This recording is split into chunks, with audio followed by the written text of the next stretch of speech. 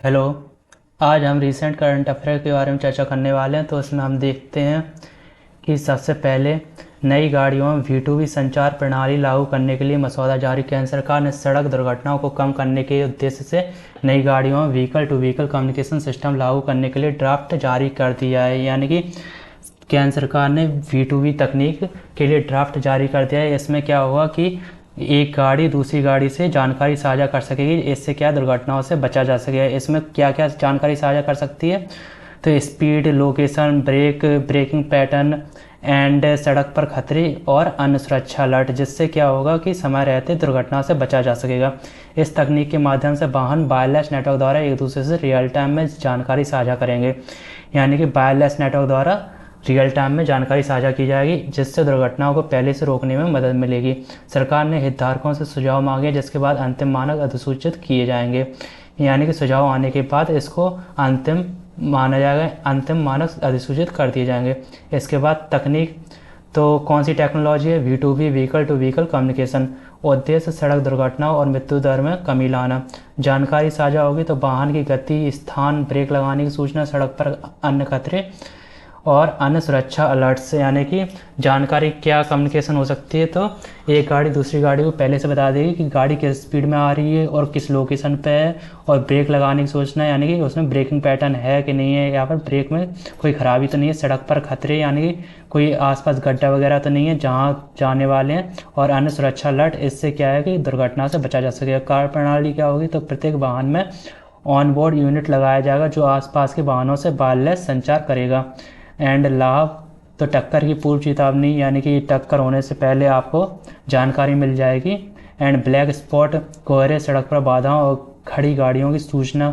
And बेहतर traffic प्रबंधन and सुरक्षित ड्राइविंग, यानी कि बहुत हद तक दुर्घटनाओं से बचा जा सकेगा। संबंधित मंत्रालय, तो सड़क परिवहन एवं राजमार्ग मंत्रालय द्वारा ये लाया जा रहा है। अतिरिक्त तथ्य, तो दूरसंचार विभाग ने V2V तकनीक के विकास के लिए 30 गीगाहर्ट्ज़ रेडियो स्पेक्ट्रम आवंटित किया है। तो इसके लिए रेडियो स्पेक्ट्रम भी आवंटित कर दिया गया है। इसके बाद हम देखते हैं अनाहत सिंह ने रचा इतिहास, जीती विश्व जूनियर स्क्वैश चैंपियनशिप 2026। भारत की युवा स्क्वैश खिलाड़ी अनाहत सिंह ने विश्व जूनियर स्क्वैश चैंपियनशिप 2026 का खिताब जीतकर इतिहास रच दिया है। वह विश्व जूनियर स्क्वैश चैंपियन बनने वाली पहली भारतीय खिलाड़ी बन गई हैं। फाइनल मुकाबले में उन्होंने मिस्र की रुकाया सालेम को सीधे गेमों में 11-3, 11-7, 11-9 से हराया। इस जीत के साथ उन्होंने जूनियर स्क्वैश में मिस्र के 15 वर्षों के दबदबे को भी समाप्त कर दिया। यह उपलब्धि भारतीय स्क्वैश के इतिहास में एक महत्वपूर्ण मील का पत्थर मानी जा रही है। यानी कि अनाहत सिंह ने जो विश्व जूनियर स्क्वैश चैंपियनशिप 2026 में हुई है उसको जीत लिया है। यानी कि जो 15 साल से मिस्र जीतता आ रहा था उसका दबदबा ख़त्म कर दिया है, और ये भारत की पहली खिलाड़ी बन गई हैं जिन्होंने एक खिताब जीता है। तो ये बहुत इम्पोर्टेंट हो जाता है। एंड इसके बाद परीक्षा में नकल रोकने के लिए केंद्र सरकार ने बनाई हाई पावर टास्क फोर्स। तो केंद्र सरकार ने देश भर में प्रतियोगी परीक्षाओं में पेपर लीक और नकल की घटनाओं पर रोक लगाने के लिए नंदन नीलेकणी की अध्यक्षता में एक हाई पावर टास्क फोर्स का गठन किया है। यानी कि जो पेपर लीक वगैरह का जो मुद्दा बना हुआ था उसके ऊपर केंद्र सरकार ने एक टास्क फोर्स बनाई है। तो किसकी अध्यक्षता में बनाई है, तो नंदन नीलेकणी की अध्यक्षता में बनाई गई है। और इस टास्क फोर्स का नाम क्या है, high power task force. And इस टास्क फोर्स का उद्देश्य राष्ट्रीय परीक्षा प्रणाली को अधिक पारदर्शी, सुरक्षित और तकनीक आधारित बनाना है। समिति, तो NTA नेशनल टेस्टिंग एजेंसी में तकनीकी और संरचनात्मक सुधारों के सुझाव देगी ताकि भविष्य में पेपर लीक और परीक्षा में गड़बड़ियों को रोका जा सके। सरकार ने इसके साथ ही सार्वजनिक परीक्षाओं में अनुचित साधनों के खिलाफ कानूनों को सख्त बनाने की भी घोषणा की है। यानी कि एक टास्क फोर्स का गठन किया गया है और इसकी अध्यक्षता इन्फोसिस के सह संस्थापक नंदन नीलेकणी ने की है। एंड ए जो टास्क फोर्स बनाई गई है वो 6 सदस्य है। तो इसमें जो कौन कौन सदस्य हैं, तो नंदन नीलेकणी जो अध्यक्ष हैं वो इन्फोसिस के सह संस्थापक एवं आधार के प्रमुख वास्तुकार भी हैं। एंड इसके अलावा S सोमनाथ जो इसरो के पूर्व अध्यक्ष रह चुके हैं। एंड प्रोफेसर V कामकोटी, तो निदेशक Indian Institute of Technology Madras. And TV Mohandas Pai, पूर्व CFO इन्फोसिस एवं शिक्षा सुधारों पर सक्रिय विशेषज्ञ एंड अभय कारंदीकर, सचिव विज्ञान एवं प्रौद्योगिकी विभाग तथा पूर्व निदेशक Indian Institute of technology Kanpur and Sanjeev Sanyal प्रधानमंत्री की आर्थिक सलाहकार परिषद EAC-PM के सदस्य एवं प्रसिद्ध अर्थशास्त्री, यानी कि इन 6 लोगों को इस टास्क फोर्स में रखा गया है। और टास्क फोर्स का नाम क्या है? High power task force. तो इसका गठन किया गया है जिससे पेपर लीक से बचा जा सके। एंड आंध्र प्रदेश ने बाढ़ की पूर्व चेतावनी के लिए AI आधारित city flood alert platform launch किया।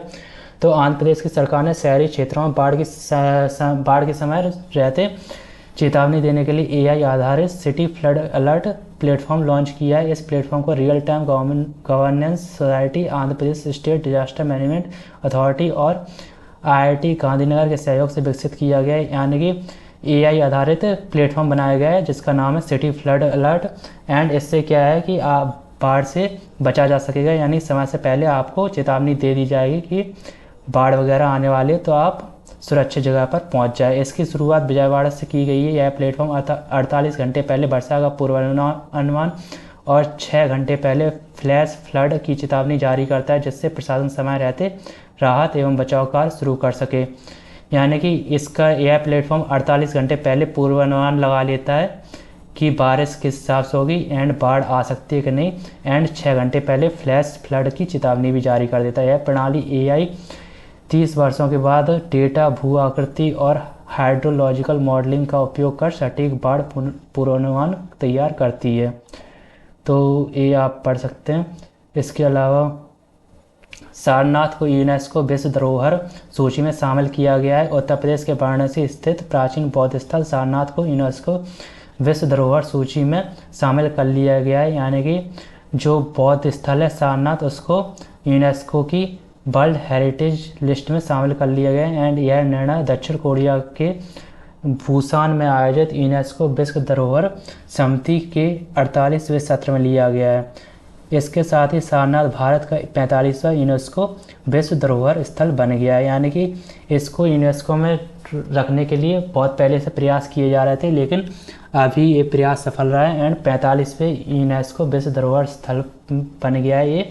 एंड एक 48वें सत्र में ये डिसीजन लिया गया है। इसके अलावा स्थान सारनाथ, तो ये कहते हैं सारनाथ वाराणसी में आता है उत्तर प्रदेश में। एंड महत्व यही भगवान बुद्ध ने बौद्ध गया में ज्ञान प्राप्ति के बाद अपना प्रथम उपदेश दिया था। यूनेस्को सूची में शामिल तो 25 जुलाई 2026 को शामिल किया गया। भारत का स्थान तो अब भारत के 45 विश्व धरोहर स्थल हो गए हैं। यानी टोटल 45 विश्व धरोहर स्थल हैं जो यूनेस्को में लिस्टेड हो गए हैं। एंड विश्व धरोहर समिति का 48वां सत्र था, तो बुसान दक्षिण कोरिया में था। एंड विशिष्ट तथ्य सारनाथ 3 जुलाई 1998 से यूनेस्को की टेंटेटिव लिस्ट में था और 28 वर्ष बाद इसे विश्व धरोहर का दर्जा मिला। यानी कि 28 साल इसको लग गए यूनेस्को में शामिल होने के लिए। यानी कि 3 जुलाई 1998 से टेंटेटिव लिस्ट में था, यानी कि आ सकता था। इसके अलावा केरल ने प्राथमिक स्कूलों में डिजिटल स्क्वायर पहल शुरू की। केरल सरकार ने प्राथमिक विद्यालयों में डिजिटल शिक्षा को बढ़ावा देने के लिए डिजिटल स्क्वायर पहल शुरू की है। यह कार्यक्रम राज्य सरकार की 100 दिवसीय शिक्षा कार्य योजना 100 डे एजुकेशन एक्शन प्लान का हिस्सा है। इसका शुभारंभ 26 जुलाई 2026 को सामान्य शिक्षा मंत्री N शमसुद्दीन ने मलप्पुरम में किया। इस पहल को KITE Kerala infrastructure and technology for education द्वारा लागू किया जा रहा है। इसका उद्देश्य छात्रों में डिजिटल साक्षरता, रचनात्मकता, समस्या समाधान क्षमता और तकनीकी कौशल विकसित करना है। यानी कि डिजिटल स्क्वायर नाम की पहल चालू की गई है और एक इसका किस कार्यक्रम का हिस्सा है, तो 100 दिवसीय शिक्षा कार्य योजना का हिस्सा है। और ये 26 जुलाई 2026 को लागू किया गया है। और किसके द्वारा, तो सामान्य शिक्षा मंत्री N शमसुद्दीन द्वारा मलप्पुरम में। और इस पहल को किसके द्वारा लागू किया है, तो Kerala infrastructure and technology for education द्वारा लागू किया जा रहा है। तो इसके अलावा मीराबाई चानू ने लगातार तीसरी बार जीता कॉमनवेल्थ गेम्स का स्वर्ण पदक। तो भारत की स्टार भारोत्तोलक यानी कि वेट लिफ्टिंग मीराबाई चानू ने ग्लासगो स्कॉटलैंड में आयोजित 2026 कॉमनवेल्थ गेम्स में महिलाओं के लिए 48 किलोग्राम वर्ग में स्वर्ण पदक जीतकर इतिहास रच दिया। इसके साथ ही वह लगातार 3 कॉमनवेल्थ गेम्स 2018, 22 और 26 में स्वर्ण पदक जीतने वाली भारत की पहली महिला भारोत्तोलक बन गई हैं, यानी कि वेट लिफ्टर बन गई हैं। इस जीत के साथ उन्होंने भारत के लिए 2026 कॉमनवेल्थ गेम्स का पहला स्वर्ण पदक भी दिलाया है। एंड प्रतियोगिता के दौरान उन्होंने स्नैच में नया कॉमनवेल्थ गेम्स रिकॉर्ड बनाया तथा कुल प्रदर्शन के आधार पर स्वर्ण पदक अपने नाम किया। तो मीराबाई चानू ने लगातार तीसरी बार गोल्ड जीता है।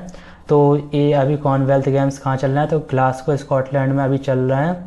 उनमें मीराबाई चानू ने 48 किलोग्राम की वेट लिफ्टिंग में गोल्ड मेडल जीता है। तो ये 2018 में भी पहले जीत चुकी हैं एंड 2022 में भी जीत चुकी हैं। इसके बाद 2026 में उनका तीसरी बार गोल्ड मेडल जीता गया और वो भारत की पहली बन गई हैं, पहली ऐसी महिला बन गई हैं जिन्होंने तीसरी बार गोल्ड मेडल जीता है।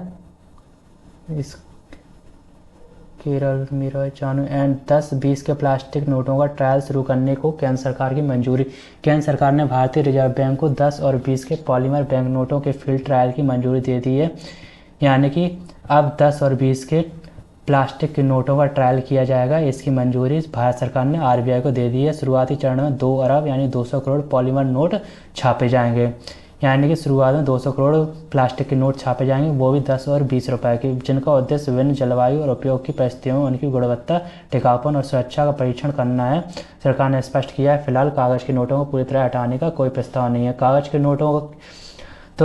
नोटों में क्या होता था कि वो सड़ गल जाते थे और जल्दी ख़राब हो जाते, तो उन्हें बार बार छापना पड़ता था। प्लास्टिक के नोटों में ऐसा नहीं होगा, तो वो क्या है कि लंबे समय तक टिके रहेंगे, तो इससे ज़्यादा प्रॉब्लम नहीं होगी, बार बार छापना नहीं पड़ेगा, जिससे सरकार का लागत भी कम आएगी। भारत और इंडोनेशिया के बीच ब्रह्मोस मिसाइल खरीद समझौता संपन्न। तो भारत और इंडोनेशिया के बीच ब्रह्मोस सुपरसोनिक क्रूज मिसाइल प्रणाली की आपूर्ति को लेकर ऐतिहासिक रक्षा समझौता हुआ है। यह समझौता प्रधानमंत्री नरेंद्र मोदी की जकार्ता यात्रा के दौरान 7 जुलाई 2026 को हुआ। तो भारत और इंडोनेशिया के बीच ब्रह्मोस सुपरसोनिक क्रूज मिसाइल प्रणाली की जो रक्षा समझौता हुआ है वो 7 जुलाई 2026 को हुआ था, लेकिन जानकारी अभी मिली है।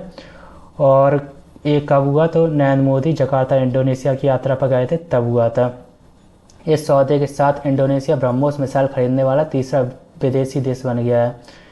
तो यह तीसरा देश बन गया है जो ब्रह्मोस मिसाइल खरीद रहा है। इस समझौते का उद्देश्य समुद्री सुरक्षा को मजबूत करना तथा हिंद प्रशांत क्षेत्र में दोनों देशों की सामरिक साझेदारी को बढ़ाना है।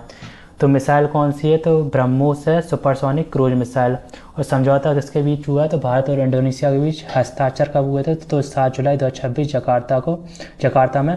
एंड भारत की ओर से किसने साइन किए, तो भारत की ओर से प्रधानमंत्री नरेंद्र मोदी थे। एंड इंडोनेशिया की ओर से कौन थे, तो राष्ट्रपति प्रबोवो सुबियांतो थे, जो इंडोनेशिया के राष्ट्रपति हैं। एंड विशेष तथ्य, इंडोनेशिया, फिलीपींस और वियतनाम के बाद ब्रह्मोस खरीदने वाला तीसरा विदेशी देश बन गया है।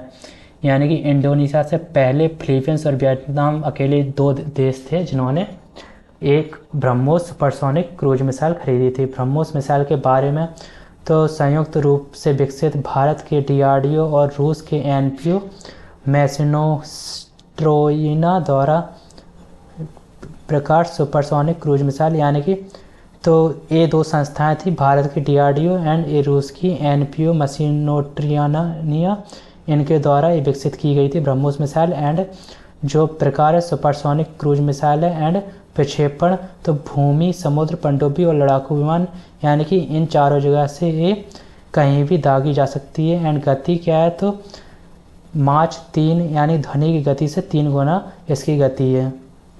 एंड इसके बारे में और भी कोई जानकारी चाहिए हो तो कमेंट सेक्शन में क्वेरी वगैरह लिख सकते हैं। धन्यवाद।